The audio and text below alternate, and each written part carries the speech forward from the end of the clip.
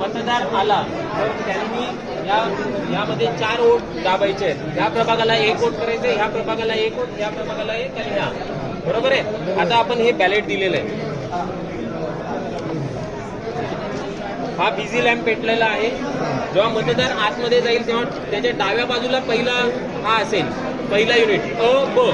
नंतर उजव्या साईडला, म्हणजे आता तुम्ही मतदार आहात असंच अ ब क ड. तुमच्या डाव्या साईडला हीच पहिले आधी असणार आहे.